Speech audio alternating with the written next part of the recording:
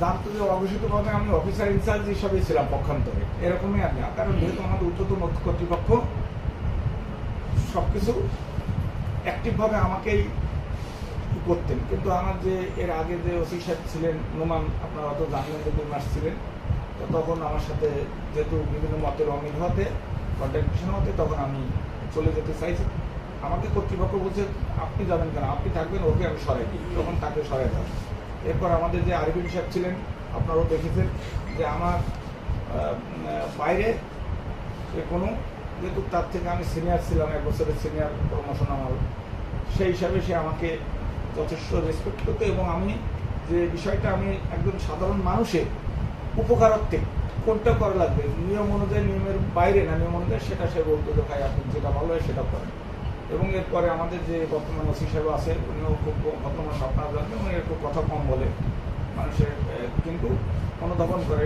এই এখনো পর্যন্ত আমার বুদ্ধি পরামর্শ ছাড়া এক পয়সা চলে না। এইটা হলো আমার সার্থকতা, যে আমি ইন্সপেক্টর ডিস্ট্রিক্টে আমি সেকেন্ড কর্মকর্তা, কিন্তু আপনাদের অবগত আছেন আপনারা সবাই যে আসলে আমি এমন কোনো বিষয় নাই যে এই বিষয়টা আমার নগদর্পণে ছিল না। আসলে এটা সম্ভব হয়েছে কি জন্য? সম্ভব হয়েছে আপনাদের জন্য, আপনাদের কল্যাণের জন্য। আপনারা আমাদের সহযোগিতা, বিভিন্ন সময় তথ্য দিয়ে সহযোগিতা করেছেন।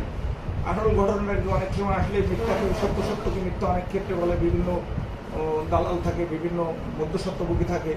আমরা আপনাদের কাছ থেকে সত্যটা পেয়েছি। এই পাওয়াতে আমাদের কি হয়েছে, তখন আমরা হার্ডলি এটা অ্যাকশন নিতে আমাদের সুবিধা হয়েছে।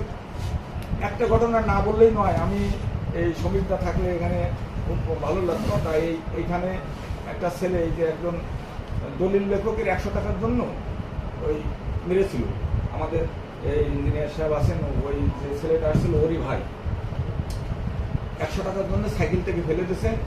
তখন মানে অনেক নেতা নেতৃবৃন্দ গিয়েছে, আবার অনেকে আবার অপোজিশনও কাউন্টার দেওয়ার জন্য গিয়েছে।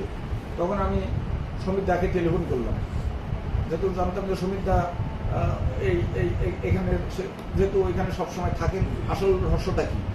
সমীরদা একদম স্পষ্টভাবে আমার মোবাইলে হোয়াটসঅ্যাপে একটা ছবি পাঠালেন, এই ভিডিও পাঠালেন, মানে 10 সেকেন্ডের একটা ভিডিও। ভিডিওতে দেখলাম যে ওই দলিল লেখক সাহেবের যে সাইকেলের পাশে, তার সাইকেল থেকে টাইম দিয়ে ফেলে দিচ্ছে। এই ভিডিওটা কিন্তু অন্য কারো কাছে ছিল না, উনি দূরের থেকে এটা করেছিলেন।